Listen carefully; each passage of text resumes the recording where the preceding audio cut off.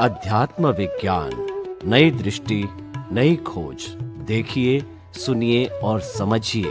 अध्यात्म विज्ञानी पूज्य स्वामी श्री कमलेशानंद जी के निर्देशन में सनातन सत्य का अनुसंधान कर जीवन को प्रकाशित करें। शिक्षा प्रणाली में ज्ञान तो बहुत बढ़ गया है, क्योंकि विज्ञान चरम सीमा पर है। लेकिन ज्ञान लेने के बाद में, बड़ी बड़ी पढ़ाई करने के बाद में हम देखते हैं बड़े बड़े जजेज, जो न्यायाधीश होते हैं, वो भी घूस लेते हैं। और बड़े बड़े जो है शिक्षाविद है, वो भी सुसाइड करते हैं। और बड़े बड़े जो है पढ़े लिखे लोग और सभ्य कहे जाने वाले लोग, वो भी जो है वो ऐसे कुशिष्टाचार करते हैं जो घृणित कार्य करते हैं, रेप जैसे, आतंकवाद जैसे, और कितनी कितनी बुराइयां जी, वो सब पढ़े लिखे लोग करते हैं। तो ये खामी कहां पर है? जबकि पहले जमाने में ऐसा नहीं होता था। आज बहुत ज्यादा पढ़े लिखे लोग कर रहे हैं। बेचारा अनपढ़ करे तो कोई बात नहीं है, पढ़ाई तो सुशिक्षित करती है, वो लोग कर रहे हैं। तो अध्यात्म विज्ञान के माध्यम से जो है आप पढ़े लिखे लोगों को कुछ नई राह बतावें कि वो अपने आचरण को सुधारे। धन्यवाद। प्रश्न के लिए धन्यवाद। सबसे बड़ी बात यह है कि आज का जो एजुकेशन, शिक्षण का जो माहौल है, शिक्षा का जो माहौल है, वो बिल्कुल कॉमर्शियल हो गया है। और इसीलिए मैंने पहले भी अपने प्रवचन में, आध्यात्मिक प्रवचन में, धार्मिक प्रवचन में, सामाजिक परिवर्तन प्रवचन के अंदर ये बहुत बार बता चुका हूँ कि आज शिक्षण इतना आगे बढ़ चुका है कि डॉक्टर, चार्टर अकाउंटेंट और लॉयर बना सकता है, इंजीनियर बना सकता है, बिजनेसमैन बना सकता है, अच्छी नौकरी करने वाला बना सकता है, मगर ये शिक्षण अच्छा इंसान नहीं बना सकता है, क्योंकि उसकी नींव है how to make money, how to live good life, how to live a human life. वो नहीं सिखाते हैं। हाउ टू मेक मनी यही सिखाते हैं। मैं ये नहीं कहना चाहता हूँ कि पैसा कमाने का रास्ता नहीं बताओ, वो भी बताओ, मगर इंसान अगर इंसान होगा, इसमें इंसानियत होगी, फिर वो पैसा कमाएगा तो वो खुद भी खर्चेगा और समाज के लिए भी कुछ न कुछ करेगा, क्योंकि इसके अगर इंसानियत है तो। मगर बात ये है, न इंसानियत की शिक्षा वो देते हैं, न कल्चर की शिक्षा देते हैं, न संस्कृति की शिक्षा देते हैं, न सभ्यता की शिक्षा देते हैं, न मर्यादा की शिक्षा देते हैं, न बड़ों की इज्जत करने का सिखाते हैं। सिर्फ आज का education maximum how to make money यही ज़्यादा सिखाते हैं। तो मैं समझता हूँ आज की शिक्षा के अंदर, शिक्षा के माध्यम के अंदर ये बहुत बड़ी कमी हो गई है, ताकि इंसान डॉक्टर तो बनता है, चार्टर अकाउंटेंट बनता है, लॉयर भी बनता है, इंजीनियर भी बनता है, मैकेनिकल भी बनता है, सब कुछ बनता है, फिर भी इंसान इंसान नहीं बन सकता, क्योंकि वहाँ न कल्चर है, न संस्कार नहीं है, सभ्यता और मर्यादा भी सिखाते नहीं है।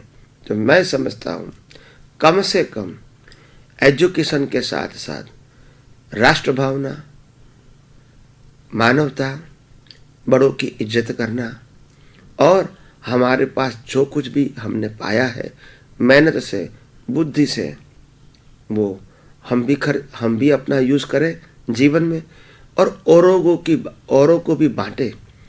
यही मानवता की भावना अगर सिखाई जाती है तो मैं नहीं समझता हूँ कि राष्ट्र को महान बनना, राष्ट्र के लोगों को महान बनना कोई डिफ़िकल्ट है। तो ये बात बहुत ज़रूरी है।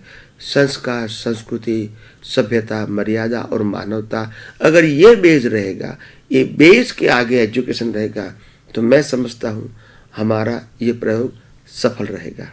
तो मेरी सबको ये निवेदन है, नम्र निवेदन है कि इसके लिए सरकार को, समाज को, शिक्षक के बड़े बड़े विद्वान लोगों को, शैक्षणिक संस्थाओं को इस कार्य के लिए आगे आना चाहिए, और ये सोच खास बीच में, सेंटर में रखना चाहिए। हम कैसे करके इंसान को इंसान बनाएं, मानवतावादी बनाएं, एक दूसरों के लिए सोचने वाला बनाए, एक दूसरों की भलाई के लिए सोचे, एक दूसरों की हेल्प करने के लिए सोचे। ऐसा करेंगे तभी व्यक्ति का, समाज का और राष्ट्र का और विश्व का उद्धार हो सकता है। स्वामी जी बहुत बहुत धन्यवाद हमें सकारात्मक उपदेश देने के लिए। स्वामी जी अब थोड़ा स्वास्थ्य की चर्चा करते हैं। आज किसी भी हॉस्पिटल में चले जाइए, वहां पे मरीजों की लंबी कतार लगती है। मौसम बदलता उस वक्त तो लगता है कि भाई संभव है मौसम बदला, परंतु ऐसा नहीं है। 12 मास लंबी कतार लगी हुई है और मेरे को तो बड़ा अचंभा होता है, उसमें ग्रामीण लोग ज्यादा है। ग्रामीण लोग प्रकृति के करीब रहते हैं, शुद्ध वायुमंडल में रहते हैं, फिर भी जो है बड़े शहरों के हॉस्पिटल में उनकी संख्या बहुत जा रही है। और आज इतने एक्सपेरिमेंट हुए हैं, इतनी दवाइयां निकली है, पर ऐसा लगता है कि जब दवाइयां कहती है हम डाल डाल तो बीमारियां कहती है हम पात पात। तो ऐसा ये क्यों हो रहा है, जबकि इतनी शिक्षा, इतनी अवेयरनेस, इतनी सारी बातें हमको मिल रही है, इतनी शिक्षा मिल रही है, फिर भी जो है ये इतना बड़ा संतुलन कैसे हो रहा है। तो हम इसको स्वास्थ्य को संतुलित करने के लिए हमारे आध्यात्म विज्ञान से हम ऐसी कौन सी अच्छी राय देवें, अच्छा फार्मूला बतावें कि व्यक्ति जो है वो अपने स्वास्थ्य को अच्छा मेंटेन कर सके। धन्यवाद प्रश्न के लिए।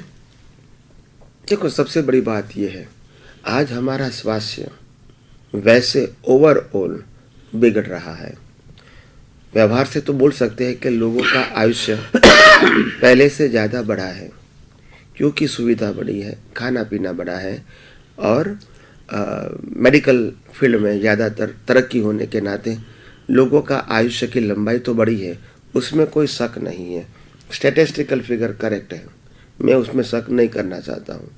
मगर आज जो दूषण और फील्ड में है, वही दूषण, वही वीकनेस मेडिकल फील्ड में, दवाइयों के फील्ड में, मेडिकल रिलेटेड बिजनेस के फील्ड में, प्रोफेशनल के फील्ड में आ गई है।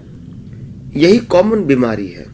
हर व्यक्ति को पैसा वाला बनना है, हर व्यक्ति को मौज मस्ती करना है। तो पैसा, हाउ टू मेक मनी, ये कॉन्सेप्ट आ गया। पहले जमाने में जो वैद्य लोग थे वो भी उपचार करते थे, मगर वो पैसे कमाने के लिए नहीं करते थे।